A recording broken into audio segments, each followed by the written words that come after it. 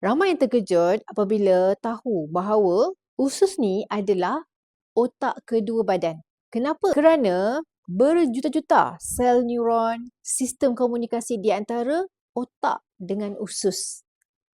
Dan juga di ususlah terhasilnya hormon serotonin, iaitu hormon yang membuatkan kita gembira, kita seronok, kita tenang. Sebab itulah apabila kita punya usus tak terjaga, terjejas kesihatan usus, kita mula rasa letih, penat, lesu, mood tak ada, tak boleh urus emosi, cepat stres. Usus bukan sekadar untuk memproses makanan sahaja, tetapi usus adalah tempat untuk menguruskan sistem majoriti sistem badan kita. Sebab tu saya rekomenkan sangat untuk anda semua mencuba Nature Gut sebab dia ada ketiga-tiga tribiotik, prebiotik, probiotik dan juga postbiotik, dan juga tak cukup lagi ada NMN sekali.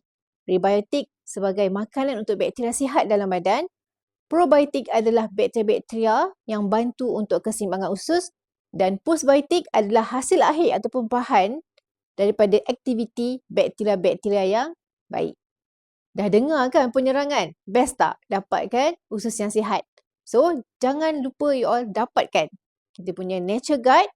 Pasti puas hati bila mencuba kita punya tribiotik ni.